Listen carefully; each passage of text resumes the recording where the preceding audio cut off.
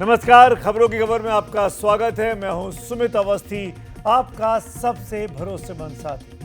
नेपाल में जेन जी की क्रांति अपने अंजाम को पा चुकी है। जेन जी को अपने सपनों को साकार करने वाला पीएम मिल चुका है। जिनसे निजात पाना चाहते थे वो वहां से जा चुके हैं। विस्तार से इस विषय पर आज बात करेंगे, लेकिन उसके पहले 3 मुख्य आकर्षण जानने के लिए आपको खबरों की दीवार की ओर देखना होगा। बेंगलुरु में शुरू हुआ जेन जी का विरोध। स्कूल में पढ़ने वाले बच्चों ने सोशल मीडिया पर एक कैंपेन शुरू किया, #VoiceInJam। इसके जरिए वो क्या कहना चाहते हैं और वो जो कह रहे हैं, कितने लोगों की इससे समस्या है, इसे पूरे विस्तार से आपको बताऊंगा। तब आप भी महसूस करेंगे कि इस देश में हर आदमी इन बच्चों की समस्याओं से कैसे सीधे तौर पर जुड़ा है।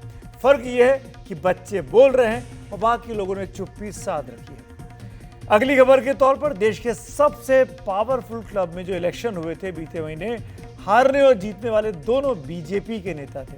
लेकिन हारने वाले नेता यानी बीजेपी के ही नेता अब वोट चोरी का आरोप लगा रहे हैं और सरकार से अपील कर रहे हैं कि पूरे देश में स्पेशल इंटेंसिव रिवीजन होना चाहिए। क्लब के चुनाव की हार जीत SIR तक कैसे पहुंची, क्यों पहुंची, आपको ये पता चलेगा। शर्त मेरी सिर्फ इतनी है कि आपको रात 11 बजे तक मेरे साथ इस कार्यक्रम में जुड़े रहना होगा। और आज आपको तीसरी खबर के तौर पर देश के एक ऐसे पुल को दिखाएंगे जिनको जोड़ने वाली सड़क गायब है।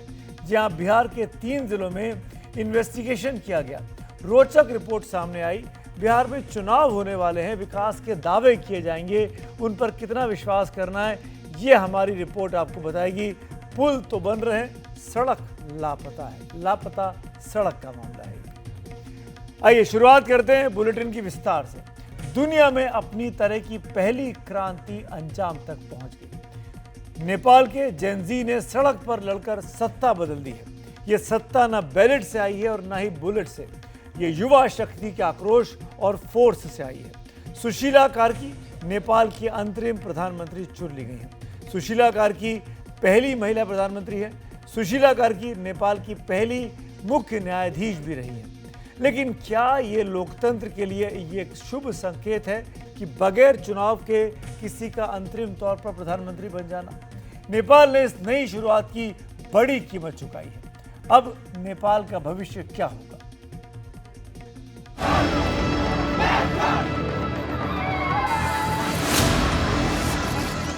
राष्ट्रपति भवन जल गया, संसद जल गई, सिंह दरबार जल गया, सुप्रीम कोर्ट जल गया, पीएम का घर जल गया, प्रधानमंत्री गद्दी से हटाए गए, गृह मंत्री ने कुर्सी छोड़ दी, बीच सड़क पर मंत्री पिट गए, पुलिस पिट गई, सेना सड़क पर उतरी। नेपाल के जेन जी को तब जाकर प्रधानमंत्री मिला। सुशीला कार्की नेपाल को सार्वभौम सत्ता और राजकीय सत्ता, नेपाल को सर्वोच्च सत्ता और राजकीय सत्ता। सुशीला कार्की को ये जिम्मेदारी सौंपने के सवाल पर चल रही हाँ ना के बीच इस मौके के लिए की जा रही तैयारियां पहले से ही काफी कुछ इशारा दे रही थी। राष्ट्रपति आवास के आसपास कंटीले तारों का घेरा पहले ही डाल दिया गया था। सेना का पहरा पहले ही मजबूत कर दिया गया था। इन सब के बीच चल रही चर्चाओं से करीब करीब तय हो चुका था कि नेपाल की सत्ता सुशीला कार्की के नाम होने वाली है। वो जेन जी, आर्मी और राष्ट्रपति तीनों की पसंद है। पूरे नेपाल को उनसे उम्मीदें भी कम नहीं हैं।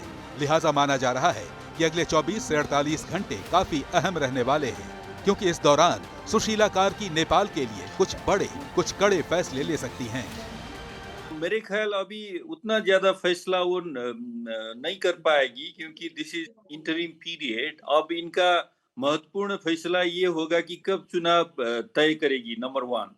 दूसरा फैसला ये होगा कि ये अपना कैबिनेट बना के चुनाव के तैयारी में लगने के लिए और लॉ एंड ऑर्डर, मुल्क में लॉ एंड ऑर्डर कायम करने के लिए, ये तीनों काम में इनको अगले 48 घंटा के लिए बहुत कसरत करना पड़ेगा। उसके बाद ही ये इंटरिम गवर्नमेंट है। फिर भी ये एक तरह से जो भी जीरो में गया है देश, तो जीरो में गया देश को आगे बढ़ाने के लिए कुछ कुछ कदमें इनके द्वारा किया जाना चाहिए। ये पीपुल का कम से कम मतलब मांग होगा। नेपाल में 2 दिन तक हुई हिंसा और आगजनी से नुकसान केवल संपत्ति का नहीं हुआ, देश की स्थापित राजनीतिक, लोकतांत्रिक और न्यायिक व्यवस्था भी हिली। इसलिए सुशीला कार्की के लिए चुनौती बहुत बड़ी है। उन्हें नेपाल को नए सिरे से संवारना, सहेजना होगा। सब लोग, वो जेनजी पीपुल जो है वो अपने तरफ से अपना मूवमेंट का एजेंडा को कैसे इम्प्लीमेंट करना है वो देख रहा है। यहाँ फिर पॉलिटिकल वैक्यूम ना हो जाए, इसीलिए पॉलिटिकल पार्टी भी अपनी तरह से काम कर रहे हैं। सिविल सोसाइटी है, अपना पड़ोसी है, अंतर्राष्ट्रीय समुदाय है, सबको लेके, सबको विश्वास में लेके जाना है। साथ साथ जो भी प्रॉपर्टी का लॉस्ट हुआ है ये 3 दिन में, उसको भी फिर पुनर्ताजगी देके पुनर्निर्माण करके जाने के लिए भी। सुशीला कार्की जब तक अंतरिम प्रधानमंत्री के पद पर रहेंगी, अपने सारे फैसले इसी भवन से लेंगी। नेपाल की पहली महिला चीफ जस्टिस रह चुकी सुशीला कार्की ने अपने जीवन में लंबा सफर तय किया है। बनारस हिंदू यूनिवर्सिटी से पॉलिटिकल साइंस में पीजी टॉपर से नेपाल के अंतरिम प्रधानमंत्री की कुर्सी तक भारत में गुजारे गए वक्त की छाप अब भी उनके मन पर है, जो भारत की तारीफों के तौर पर समय समय पर सामने भी आती रही है। इसलिए उनके अंतरिम प्रधानमंत्री बनने का भारत और नेपाल के संबंधों पर कैसा असर दिखेगा, ये बड़ा सवाल है। सत्ता में है या विपक्ष में है, वो पड़ोसी के साथ अच्छा संबंध लेके जाना चाहिए। जहां तक भारत का संबंध है, भारत के साथ पड़ोसी वाले से भी आगे जाके संबंध है। हमारा लार्जर कॉन्टेक्स्ट का डिपेंडेंसी या people to people relation Bharat के साथ है। तो इसको समझ के, क्योंकि वो समझ भी जाती है, क्योंकि वो बॉर्डर एरिया में रहने वाली भी है। नेपाल भारत बॉर्डर एरिया में विराटनगर से आई हुई है और बहुत लंबा समय से मतलब नेपाल भारत रिलेशन को अच्छा तरह से देख रही है। तो मेरे ख्याल में उनको पता है कि what are the security concerns of India and what are the security concerns of Nepal. Nepal के इतिहास में ये पहली बार है जब कोई महिला वहाँ की सत्ता की कमान संभाल रही है। वो जेन जी की क्रांति से निकली सत्ताधीश है। बदलाव के किस रास्ते पर नेपाल अब आगे बढ़ता है, इस पर सबकी निगाहें टिकी हैं। क्रांति के बाद की राह सचमुच आसान नहीं होती। उम्मीदें अगर आसमान छू रही हैं तो चुनौतियां जमीन पर बिखरी पड़ी हैं। जेन जी की ये क्रांति सत्ता बदलने के लिए नहीं, सोच बदलने के लिए लाई गई। अगर नेपाल के युवा अपने उम्मीदों, अपने सपनों को नीतियों में बदल पाए तो यहीं से नए नेपाल का जन्म होगा। लेकिन अगर ये ऊर्जा ऐसे ही बिखर गई तो इतिहास एक बार फिर ये क्रांति दोहराएगा। नेपाल उस मोड़ पर खड़ा है जहां से उसे अपने भविष्य का रास्ता तय करना है। नया नेपाल यहीं से जन्म लेने वाला है। काठमांडू से कैमरा पर्सन पूजारिया के साथ सिकता देव, एनडीटीवी इंडिया के लिए। दुनिया में ये वाकई में अपनी तरह की पहली क्रांति थी जो नया नेपाल बना रही है। सोशल मीडिया से पूरा बवाल शुरू हुआ, पूरा टर्बुलेंस शुरू हुआ और सोशल मीडिया की वजह से ही इस सरकार को, जो पिछली सरकार थी, उसको जाना पड़ा। नेपाल के जेन जी ने सड़क पर लड़कर सत्ता बदल दी है। ये सत्ता न बैलेट से आई और न ही बुलेट से। ये युवा शक्ति के आक्रोश और फोर्स से सत्ता परिवर्तन हुआ है। सुशीला कार्की नेपाल की अंतरिम प्रधानमंत्री चुनी गई है। लेकिन क्या ये लोकतंत्र के लिए शुभ संकेत है? नेपाल ने इस नई शुरुआत की बड़ी कीमत चुकाई है। अब नेपाल का भविष्य क्या होगा, ये सब जानना चाहते हैं। अंतरिम प्रधानमंत्री पद की रेस में सुशीला कार्की शुरू से सबसे आगे चल रही थी, लेकिन उन्हें अंतरिम प्रधानमंत्री बनाने में काफी वक्त लगा। दरअसल नेपाल में पर्दे के पीछे बीते 3 दिनों में बहुत कुछ चल रहा था जो कैमरों के सामने नहीं आ पाया। अब उसको थोड़ा सा डिकोड करने की कोशिश करते हैं। सूत्रों के मुताबिक दरअसल राष्ट्रपति ने पहले स्टेक होल्डर्स के साथ एक राय बनाई, अंतरिम सरकार के गठन पर सबको सहमत किया, संसद भंग करने पर भी राय बनाई गई है। पार्टियों ने कहा कि कोई सांसद को अंतरिम प्रधानमंत्री बना दिया जाए, लेकिन राष्ट्रपति, सेनाध्यक्ष और जेन जी के नुमाइंदों ने कहा कि ऐसा नहीं हो सकता कि वर्तमान का कोई मेंबर ऑफ पार्लियामेंट प्रधानमंत्री बने। इसके बाद राष्ट्रपति ने सभी पार्टियों को युवाओं की पसंद जस्टिस सुशीला कार्की के नाम पर सहमत किया और यह सहमति बनाने में 2 दिन का वक्त लगा। लेकिन जस्टिस सुशीला कार्की ने कहा कि पहले संसद भंग की जाए, उसके बाद वो शपथ लेंगी। तब राष्ट्रपति पाडुंग ने उनको समझाया कि आप प्रधानमंत्री बनकर प्रस्ताव भेजें, क्योंकि संविधान यही कहता है कि सरकार की सिफारिश पर ही संसद भंग हो सकती है। प्रधानमंत्री के प्रस्ताव पर संसद में भंग होगी, इसके बाद मेरे कदम को वैधता मिल पाएगी, यह राष्ट्रपति का कहना था, वरना सुप्रीम कोर्ट में यह चैलेंज हो जाएगा। राष्ट्रपति की दलील थी कि मेरे द्वारा सीधे संसद भंग करने पर सुप्रीम कोर्ट में फैसला आगे जाकर पलट सकता है। इसके बाद सुशीला कार्की समझी और अंतरिम प्रधानमंत्री बनने को वो राजी हुई। जानकारों के मुताबिक राष्ट्रपति ने आर्टिकल 61 और सब क्लॉज 4 की आड़ में यह फैसला किया है। 61/4 की आड़ में यह फैसला लिया है। इसके आधार पर सुशीला कार्की का चुनाव लड़ना जरूरी नहीं होगा। दरअसल नेपाल के संविधान का आर्टिकल 61 ब्रैकेट में 4 के तहत राष्ट्रपति का यह कर्तव्य है कि वो संविधान की रक्षा करें, और इसके तहत उन्होंने ये कदम उठाया है। यानी किसी भी कीमत पर संविधान की रक्षा करने के नाम पर राष्ट्रपति कोई भी कदम उठा सकते हैं। ये एक बड़ा अधिकार राष्ट्रपति को दिया गया है। उसी के तहत सुशीला कार्की को उन्होंने प्रधानमंत्री के तौर पर, अंतरिम प्रधानमंत्री के तौर पर शपथ दिलाई है। वरना संविधान तो ये भी कहता है, जो नया संविधान नेपाल का है, कि कोई भी पुराना न्यायाधीश, रिटायर्ड न्यायाधीश प्रधानमंत्री की कुर्सी पर नहीं बैठ सकता है। लेकिन आज उसके उलट जाकर राष्ट्रपति ने ये फैसला लिया नेपाल के आर्टिकल 61(4) के बाद। और अब बात करते हैं अगली खबर की। दिल्ली में पिछले महीने हुए कॉन्स्टिट्यूशन क्लब के चुनाव की बात मैं कर रहा हूं। चुनाव भले ही बीजेपी सांसद राजीव प्रताप रूडी ने उस वक्त जीत लिया हो, लेकिन मिनी संसद कहे जाने वाले इस क्लब के चुनाव में हार जीत पर शुरू हुआ विवाद थमने का नाम करीब 1 महीने के बाद भी नहीं ले रहा है। अब कॉन्स्टिट्यूशन क्लब के सचिव एडमिनिस्ट्रेशन पद के लिए हुए चुनाव में हारे संजीव बालियान ने एक बड़ा आरोप लगाया है। उन्होंने कहा कि उनके चुनाव में गड़बड़ी हुई है। संजीव बालियान रूडी से ही चुनाव हारे थे। उन्होंने इस पर अपने तर्क भी दिए हैं। ये बीजेपी के 2 नेता हैं, संजीव बालियान और राजीव प्रताप रूडी। संजीव बालियान बीजेपी के पूर्व सांसद हैं और रूडी बीजेपी के मौजूदा सांसद। दोनों केंद्र सरकार में मंत्री रह चुके हैं। पिछले दिनों दोनों एक ही चुनाव में आमने सामने थे, जिसमें संजीव बालियान राजीव प्रताप रूडी से हार गए। हारने के बाद बालियान दावा कर रहे हैं कि चुनाव में गड़बड़ हुई। मैंने कहा कि करीब 1300 से कम वोट थी कॉन्स्टिट्यूशन क्लब में, जिसमें से करीब 60 वोट के करीब फर्जी वोट नहीं कहूँगा, जिनकी डेथ हो चुकी या 10 साल 15 साल वे वोट भी उसमें लिस्ट में थी। मैंने कहा इसीलिए SIR जरूरी है देश में, कि जब इतने छोटे चुनाव में भी गड़बड़ हो सकती है तो सबसे पहला काम है कि मतदाता सूची दुरुस्त हो। बालियान जिस चुनाव में गड़बड़ी का आरोप लगा रहे हैं वो मामूली चुनाव नहीं है, कॉन्स्टिट्यूशन क्लब का चुनाव है। ये देश का सबसे पावरफुल क्लब है, जिसे मिनी पार्लियामेंट भी कहा जाता है। ये क्लब कितना शक्तिशाली है, इसका अंदाजा आपको इसकी करंट मेंबर लिस्ट के सिर्फ एक छोटे से हिस्से से हो जाएगा, क्योंकि इसमें प्रधानमंत्री नरेंद्र मोदी, केंद्रीय गृह मंत्री अमित शाह, देश के रक्षा मंत्री राजनाथ सिंह, कांग्रेस की वरिष्ठ नेता सोनिया गांधी, कांग्रेस के सांसद राहुल गांधी, कांग्रेस की सांसद प्रियंका गांधी, कांग्रेस के अध्यक्ष मल्लिकार्जुन खड़गे शामिल हैं।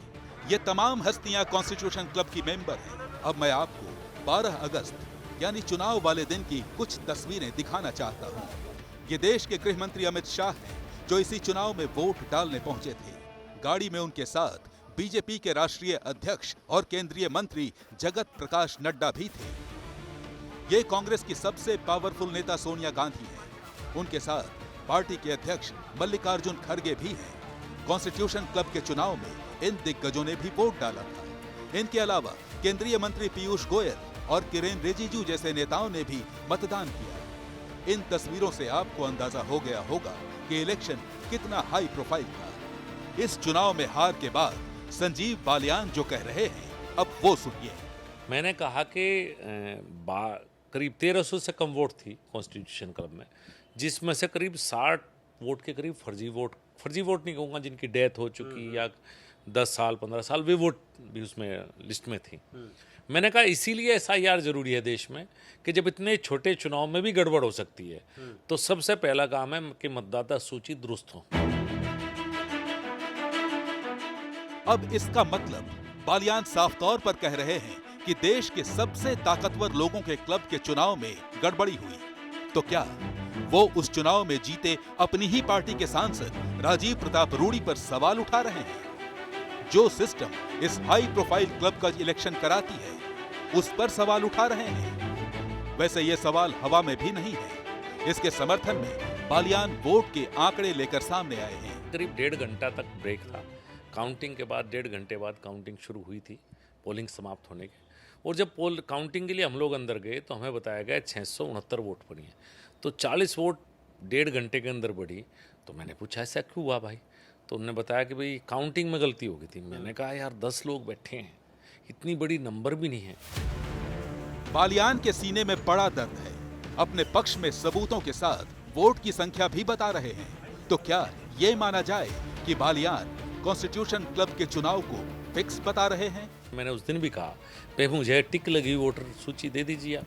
अभी तक पे उसके बाद भी मैंने रिक्वेस्ट की थी एक बार, अभी तक मुझे सूची वो नहीं दी गई जिससे मैं ये कर सकूं वेरीफाई कि वाकई वो सांसद आए थे या नहीं थे। चूंकि 2 सांसदों के तो पकड़ी गई थी वोट, जिनकी वोट पहले डली थी। इनके वो सुमित्र सिंह थे, एक तो सुमित्र की तो पहले ही ले ली गई थी। पोस्टल बैलेट वाला तो मामला। पोस्टल बैलेट से फर्जी सिग्नेचर करके उसकी वोट ले ली गई थी और डली भी।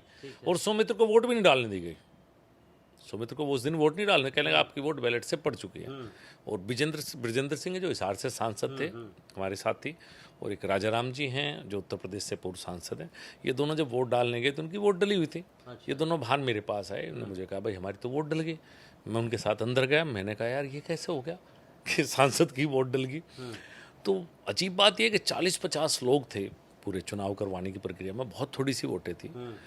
कॉन्स्टिट्यूशन क्लब के कर्मचारी भी वहीं थे सारे के सारे। काउंटिंग में भी शायद कॉन्स्टिट्यूशन क्लब के कर्मचारी ही बैठे थे, मुझे तो ऐसा लगता है, क्योंकि मैंने कई बार उनको वहां घूमते फिरते देखा है। हालांकि संजीव बालियान इस चुनाव और इसके नतीजे आने के पूरे 1 महीने बाद बोले हैं, तो सवाल ये उठता है कि वो इतने दिन चुप क्यों रहे, उसी समय क्यों नहीं बोले। इस पर संजीव बालियान जो कह रहे हैं उसे भी सुन लीजिए। चुनाव समाप्त हो गया था, मैंने बातों को भूल गया था। मैंने कहा छोड़ो, आपस की बात है, आपस का चुनाव था, सांसदों का चुनाव था, हम दोनों एक पार्टी से। मैं इस बात को, ये बात समाप्त थी मेरी तरफ से। लेकिन पिछले कुछ दौरान लगातार जिस तरह की चर्चाएं बाहर आती रही, तो फिर मैंने उचित समझा कि ये बात भी मैं सबके सामने रखूं। रूडी साहब का एक इंटरव्यू आया जिसमें वो कह रहे हैं निशिकांत दुबे के बारे में। ये जग जाहिर बात है कि निशिकांत दुबे आपके पक्ष में, चुनाव अभियान अगर हम बोलें तो वो कर रहे थे, वो आपके पक्ष में थे। उसमें उन्होंने कहा कि वो दम्भी हैं, वो एरोगेंट हैं, घमंडी हैं और संसद को अपने तरीके से चलाना चाहते हैं। और ये कॉन्स्टिट्यूशन क्लब के चुनाव के ही संदर्भ में उन्होंने कहा। क्या कैसे? मैं तो ये बात कहूँगा कि उनके साथ भी बहुत से लोग थे, मेरे साथ भी मेरे बहुत से मित्र थे। जब मैंने चुनाव के 1 महीने बाद तक उनके किसी मित्र को कुछ नहीं कहा चुनाव के संबंध में, किसी को टोका नहीं, तो उन्हें भी ऐसा नहीं करना चाहिए। वरिष्ठ हैं, सीनियर है मेरे से बहुत ज़्यादा, राजनीति को शायद मेरे से ज़्यादा समझते होंगे। तो कम से कम इस चुनाव के संदर्भ में वो स्कोर सेटल ना करें। कोई पार्लियामेंट को तो स्पीकर चलाते हैं और सभी दल मिलकर चलाते हैं, कोई व्यक्ति पार्लियामेंट को ऐसे नहीं चला सकता। और जो चुनाव के बाद की परिस्थितियाँ हुई हैं उनमें तो कहीं ना कहीं एरोगेंसी मुझे उनकी झलकती है। वो सेटल कर रहे हैं अपना स्कोर निशिकांत दुबे से, आपको लगता है? हाँ, शायद इस चुनाव के बहाने से करना चाहते हैं और बहुत मौके मिलेंगे।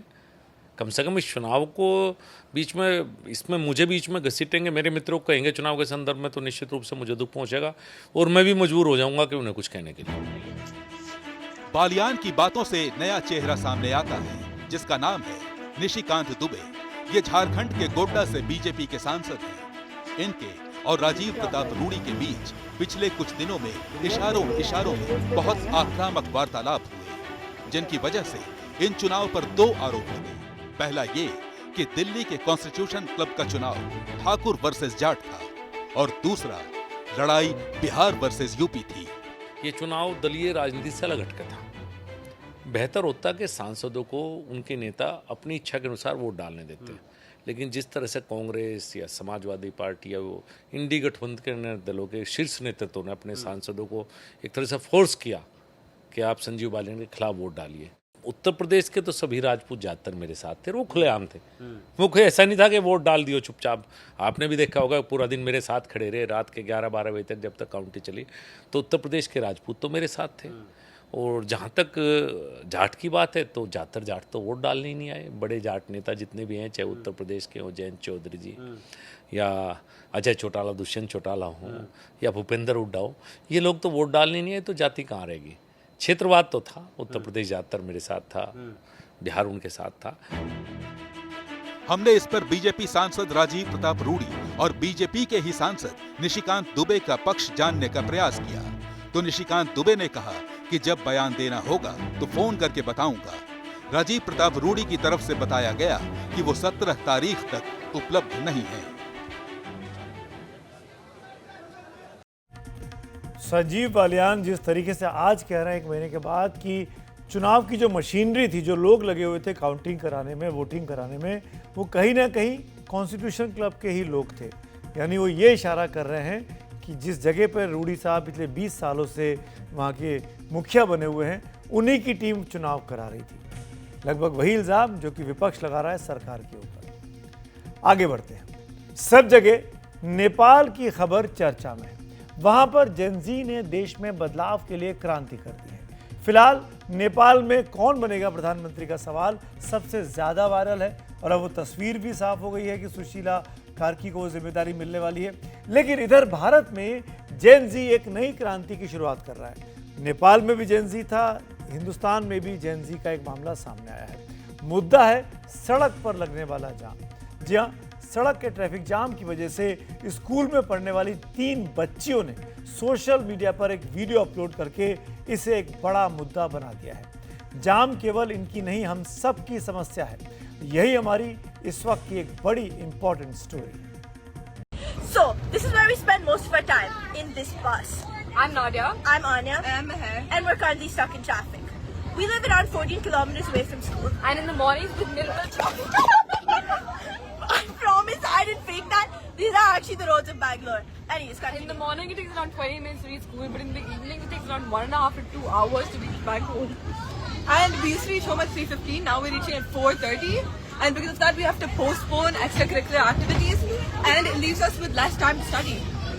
And this leads to a huge emotional strain due to the exhaustion and all our energy being drained from being in this bus. And sometimes we even get physically injured because of the bumps. Like, I'm not joking.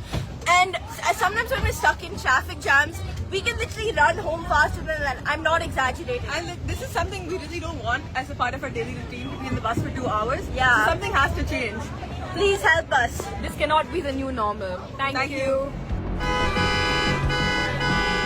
ये कहानी दक्षिण भारत के प्रसिद्ध शहर बेंगलुरु की है।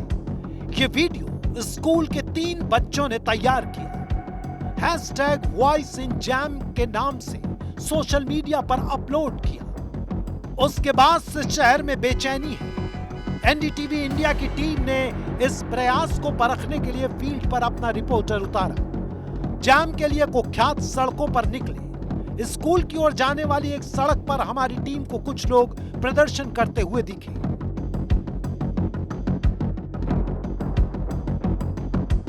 जब NDTV India की टीम ने जाम दिखाने के लिए कैमरा मोड़ा तो स्क्रीन पर अजीब संयोग बना। सड़क पर भारत के नक्शे का निचला हिस्सा दिख रहा है जिसमें पानी भरा है।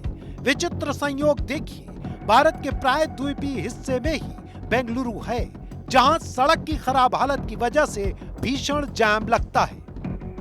Done anything for the drain from the past year, 3 years it has becoming worse and worse.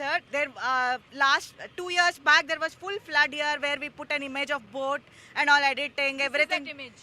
Same place we did, but nothing is happening. We met multiple commissioners, owner commissioner, even current Ramesh Diaz, who is the commissioner of East. He came and visited, but nothing is happening except that our kids are falling, we are falling, and everyone is suffering. 3 years it has been like this. Before that it used to take some 30 minutes to reach to school, but now because of the traffic and these potholes, people cannot see where they're moving and they cannot recognize where is a pothole, where is the road, and because of these rains also you cannot recognize where the pothole is. Almost 5 to 6 months of tax is taken in a different forms for this kind of living. So that is why we are asking, we want the tax to be refunded and we will build our city and let MLA MPs sit at their home peacefully. We will take charge of everything by refund. NDTV India की team बड़ों के बीच खड़े generation जी और generation alpha के emotion को लेकर आगे बढ़ी। हमारा टारगेट वो जेन जी थे जिन्होंने बस पर जैम की रियलिटी रिपोर्ट तैयार की थी। कोशिश के बाद एनडीटीवी इंडिया की टीम को वही बस और उसमें वही जेन जी मिल गए जिन्होंने सोशल मीडिया पर वॉइस इन जैम के साथ मदद की गुहार लगाई थी। We were like voicing everyone's thoughts. Our parents group chat was like, wow, thank you for making this video, because we were speaking for not only our apartment but like honestly like the whole Bangalore, all students in Bangalore. The amount of time that we're losing out in these buses is like, I think for me it's 3 hours a day, which is a lot. And I come home tired. I only have enough time to like study for school. And sometimes in the morning we come really late because of the roads. When we go home, sometimes we have to cancel our classes for extracurriculars because we don't have time for that. Yeah, I mean, sometimes we even get injured because the roads are extremely bumpy. We end up hitting ourselves, and it's an unpleasant and a long journey, and we always get back home and we're tired because of headaches. इसके बाद हमें इस बस में ही बैठी एक और महिला मिली जो जैम के खिलाफ एक मार्मिक संदेश दे रही हैं और एक बड़े रिसर्च की प्रणेता भी हैं। Their children already lost 2 years of schooling thanks to the pandemic. And now, instead of being in school, on the sports field, or just hanging out with their family, friends, or pursuing their passion for the arts, or for science, for innovation, for making, they're actually spending an average of 180 minutes a day on the school bus. So this means, A, it's taking away from their learning, their development, their well-being. We're seeing a huge spike in cases of anxiety or in not wanting to be around people, of other mental health issues post-pandemic, and this is compounding that. बच्चों की शिकायत पर एक बड़ा प्रयास किया गया और जैम पर सर्वे करवाया गया। तब जाकर एक रिपोर्ट तैयार हुई जिससे पता चलता है कि बेंगलुरु में 30 से 40 हजार छात्र हर दिन कम से कम 180 मिनट जाम में गुजारते हैं। साल भर में औसतन 600 घंटे जाम में फंसे रहते हैं। हर 2 साल में सड़क जाम में इतना वक्त खो जाता है जितना एक स्कूल टर्म पूरा करने में लगता है। बच्चों की 1/4 जिंदगी बस में गुजर जाती है। बस की औसत रफ्तार 6 किलोमीटर प्रति घंटे ही रहती है। So when we carried out the study, the key things that we found were, one, potholes are a huge issue. There are so many potholes on this road that it's impossible to go down this road without maybe experiencing like 100 bumps on the way. Another aspect of it is definitely the fact that there's poor driving ethics. People don't drive on the right side of the road. There are no lane markings, which just leads to a lot of chaos and confusion. And that's why everybody on the road isn't sort of adhering to traffic regulations, which leads to a lot of violations. I think the third part of it is definitely the lack of mobility infrastructure. Bengaluru Bharat की silicon valley कही जाती है। यहाँ पर software engineers का hub है। Engineers और बेंगलुरु के कामगार देश की शान बढ़ाते हैं, लेकिन बदले में उनके बच्चों की 1/4 जिंदगी सड़क जैम में गुजर जाती है और किसी को कोई फर्क नहीं पड़ता। ट्रैफिक जाम केवल बेंगलुरु की समस्या नहीं है, ये पूरे देश की समस्या बन चुकी है। इसका स्केल इतना बड़ा है, ये समझने के लिए हम आपको एक डेटा रिपोर्ट दिखाना चाहते हैं। बेंगलुरु में ट्रैफिक जाम से सालाना 20,000 करोड़ रुपए का नुकसान होता है। बेंगलुरु में 10 किलोमीटर की यात्रा तय करने में औसतन 34 मिनट 10 सेकंड लगते हैं। 2023 में 28 मिनट में 10 किलोमीटर की दूरी तय होती थी, मतलब 2 साल में 5 मिनट की बढ़ोतरी हो चुकी है। 2022 में बेंगलुरु देश का सबसे धीमा शहर घोषित किया गया था। बेंगलुरु में 1.5 करोड़ लोग रहते हैं, यहाँ 1 करोड़ गाड़ियां हैं। 2027 में लोगों से ज्यादा गाड़ियां यहां पर हो जाएंगी, तब सड़क पर जाम की हालत क्या होगी, इसका जवाब सोचकर ही डर लगता है। जैसा कि मैंने पहले ही कहा कि जाम केवल बेंगलुरु का सच नहीं है, ये पूरे भारत की समस्या इन दिनों बना हुआ है। जाम की वजह से जीडीपी का 3% बराबर नुकसान होता है, कुल ईंधन खपत का 10% नुकसान होता है। भारत का सालाना 1.44 लाख करोड़ रुपए का नुकसान रिकॉर्ड किया जाता है। 2028-19 के बजट का ये 5.73% है। अब मैं आपको बहुत चौंकाने वाली बात और बताने जा रहा हूं। ध्यान से सुनिएगा, ये इस बारे में है कि जाम देश के किस शहर को पीक आवर में कितना स्लोअर कर देते हैं, यानी धीमा कर देते हैं। जाम दिल्ली को पीक आवर में 129% ज्यादा स्लो कर देते हैं, मुंबई को 135% स्लो कर देते हैं, बेंगलुरु को 162% स्लो कर देते हैं, कोलकाता को 171%, जबकि सिंगापुर में जाम की वजह से पीक आवर में 57% ट्रैफिक स्लो होता है, हांगकांग में 63%, ताइपे में 70% और बैंकॉक में 105% ज़्यादा समय लगता है, यानी चीज़ें धीमी हो जाती हैं। तो भारत के तमाम जो शहर हैं वो ज़्यादा स्लोअर हो जाते हैं ट्रैफिक की वजह से बनिस्बत दुनिया के तमाम दूसरे बड़े शहरों के। अब जाम के नुकसान को और करीब से फील कर लीजिए।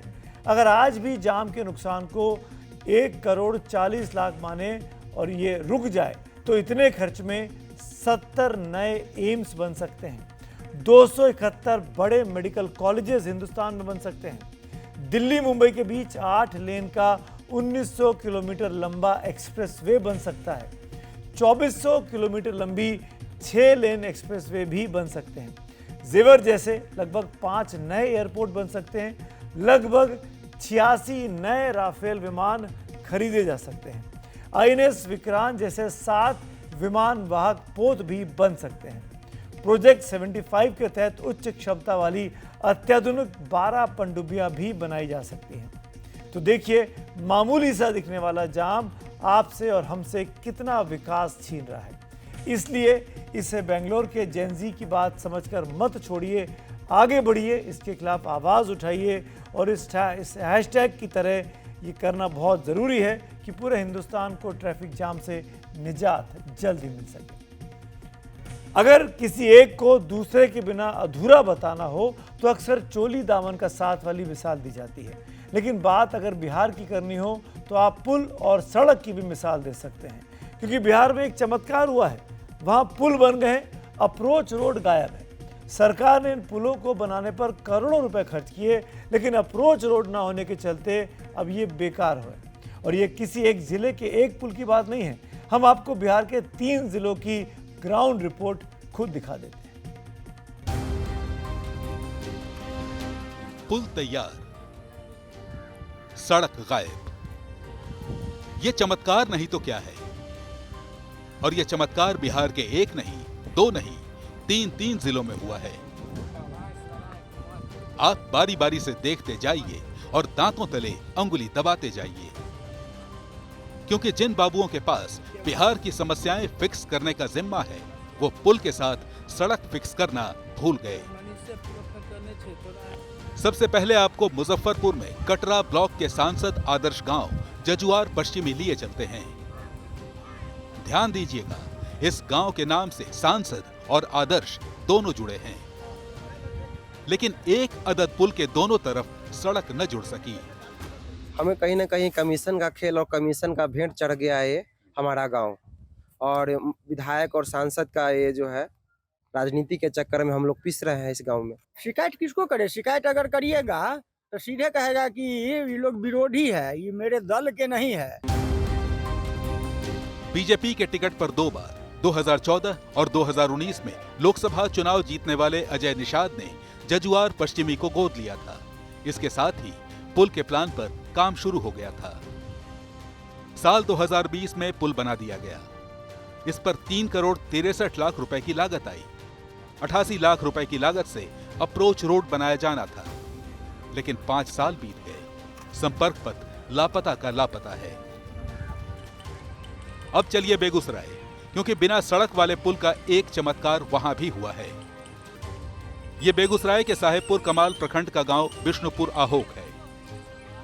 यहां बूढ़ी गंडक नदी पर पुल बना हुआ है, लेकिन इससे गाड़ियां गुजर नहीं सकती, क्योंकि पुल के दोनों तरफ सड़क बनाने का काम ही कहीं फाइलों में अटक गया। बूढ़ी गंडक नदी पर यह पुल 2016 में बना दिया गया। इसके निर्माण पर 13 करोड़ की लागत आई। 2017 तक इसके अप्रोच रोड का काम पूरा किया जाना था, लेकिन काम अटका रहा और उद्घाटन से पहले ही इसका एक हिस्सा टूट गया। पुल टूटा तो मरम्मत हुई जरूर, लेकिन अप्रोच रोड का जो काम बाकी था वो बाकी ही रह गया। गांव के लोग 9 साल से अप्रोच रोड का इंतजार कर रहे हैं। बरसात होती है तो हालात और बिगड़ जाते हैं। पुल बना, पुल टूटा, फिर से पुल बन गया, लेकिन दुर्भाग्य की बात है कि आज तक उस पुल का अप्रोच रोड नहीं बना। गाड़ी घोड़ा जाने में बहुत बार एक्सीडेंट हो गया, 2 बार पुल टूटने का संभावना, एक बार टूटी हो गया, ये जो तीसरा दा है बीच में देखिए जाके कड़क गया। रोड देखिए इधर पानी जाने का रास्ता नहीं, गाड़ी है जो किसी का मोटर खराब हो जाता, किसी का गाड़ी खराब हो जाता। 7 साल के बाद भी अप्रोच देखिए कहीं पे ऐसा टूटा हुआ है। उसके बाद आदमी जाने में आगे जाइए थोड़ा सा पानी है, वहाँ अभी तक 2 आदमी की मृत्यु हो चुकी है। उसमें पुल भी जो बना है ना, उसमें सिर्फ बालू, वो नदी वाला बालू है, उसमें सब ठेकेदार आओ घाट का लोग सब पैसा खा गया है। अब आपको लेकर चलते हैं बिहार के जहानाबाद। नदियावा गांव में दरधा नदी पर बना ये पुल बिना अप्रोच रोड के पुल वाले चमत्कार की हैट्रिक है। इस पुल के निर्माण पर करीब 7 करोड़ रुपए खर्च किए गए। पुल तो बन गया, लेकिन लोग 8 साल से अप्रोच रोड की राह देख रहे हैं। नतीजा ये है कि करोड़ों के इस ब्रिज पर सिर्फ साइकिल दौड़ सकती है।